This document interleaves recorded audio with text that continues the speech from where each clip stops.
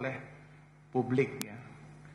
Dan beberapa waktu kemarin melalui KUPP, Komite Kerjasama untuk Pencegahan Penyiksaan juga sudah membuat flyer untuk meminta kepada masyarakat menyampaikan laporan apabila ada tindakan-tindakan kekerasan atau penyiksaan yang mereka alami. Tetapi hari ini, sore ini, kita ingin mendengarkan lebih lanjut dari berbagai peristiwa yang terjadi di seluruh tanah air, apa saja respon atau apa saja yang sudah dilakukan oleh LNHAM di Indonesia ini.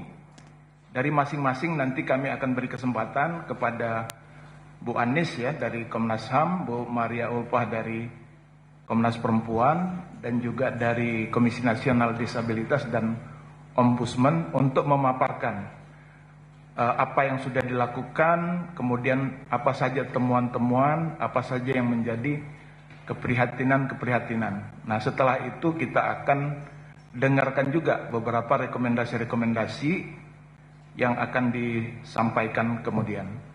Untuk yang pertama tentunya kami beri kesempatan terlibat dahulu kepada Ibu Anis Hidayah untuk menyampaikan berbagai respon kegiatan yang dilakukan oleh Komnas HAM. Silakan Bu. Terima kasih Pak Dawai. Selamat sore. Assalamualaikum warahmatullahi wabarakatuh. Terima kasih teman-teman media atas kehadirannya untuk mendengarkan dan nantinya menyampaikan kepada publik sikap 4 lembaga HAM yang sore hari ini berkumpul di Komnas HAM menyikapi perkembangan situasi yang terjadi di Indonesia. Tentu Komnas HAM menyampaikan keprihatinan yang mendalam karena aksi demonstrasi yang meluas di berbagai wilayah ini sudah menimbulkan banyak korban. Sejauh ini tercatat setidaknya 10 orang korban meninggal dunia, di mana beberapa di antaranya diduga kuat karena mengalami kekerasan dan penyiksaan oleh aparat. Ini masih kami selidiki, dan penyebab-penyebab yang lainnya. Kemudian yang mengalami penangkapan sewenang-wenang juga cukup banyak, angkanya sedang dikonsolidasikan di Komnas HAM. Yang mengalami luka-luka juga cukup besar, datanya di berbagai wilayah di seluruh Indonesia. Perusakan fasilitas publik, penjarahan, persekusi, dan juga yang terakhir kami menyesalkan kepolisian juga melakukan penangkapan terhadap aktivis hak asasi manusia, Direktur Lokataru tadi malam. Perkembangan ini tentu saja mengkhawatirkan dalam konteks yang nantinya dapat menimbulkan pelanggaran hak asasi manusia. Nah, Komnas HAM sudah melakukan pemantauan lapangan di sejumlah titik, antara lain di Jakarta, di Bandung, kemudian di Jogja dan di Solo. Selain itu kami juga melakukan pemantauan situasi melalui media sosial dan juga media, mengidentifikasi sekitar 28 daerah yang ada aksi di mana kami melakukan pemantauan situasi korban yang sakit, yang meninggal, yang ditangkap, dan lain-lain. Selain itu Komnas HAM juga sejak tanggal 29 membuka posko pengaduan bagi masyarakat yang mengalami korban ketika mereka melakukan aksi. Sejauh ini kami menerima 28 aduan yang masuk ke Komnas HAM. Mayoritas adalah mereka yang ditangkap ya secara sewenang-wenang oleh aparat. Sedang kami tindak lanjuti aduan-aduan tersebut, dan kami secara khusus juga masih dan akan melanjutkan secara tuntas penyelidikan terkait dengan meninggalnya Afan Kurniawan. Nanti Pak Saurlin akan menyampaikan prosesnya sejauh mana,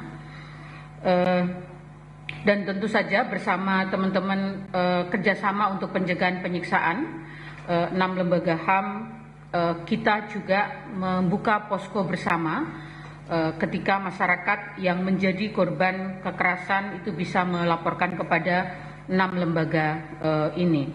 Jadi sejauh ini itu data yang dihimpun Komnas HAM, misalnya kemarin juga yang sudah sempat kami share ke beberapa teman-teman media, di Jakarta sudah ada dari tanggal 25 sampai 1 September itu ada 1.683 yang kemarin ditangkap dan ditahan, tetapi juga tersebar di beberapa wilayah, misalnya di Bandung, karena Komnas HAM baru pulang melakukan pemantauan di Bandung, menemukan sejak tanggal 28 Agustus hingga 1 September 2025, 429 peserta aksi itu dirawat di rumah sakit karena mengalami luka-luka, 46 diantaranya juga masih dirawat hingga hari ini.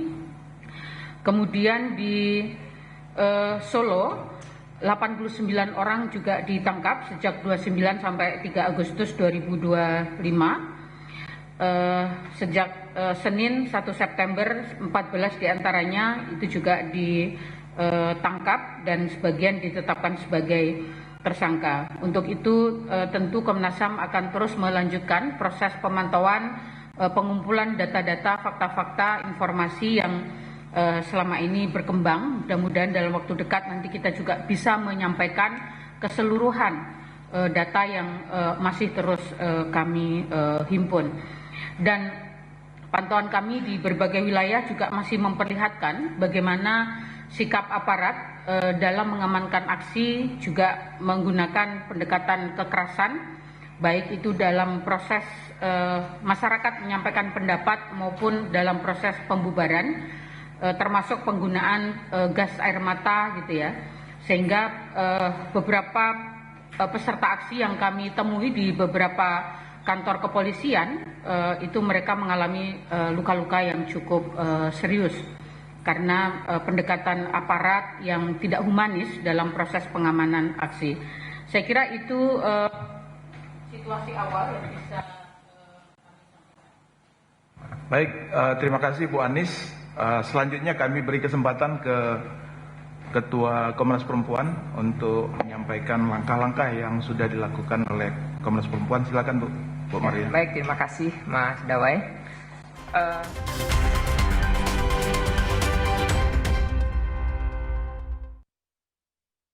Orang punya semangatnya masing-masing untuk memberikan yang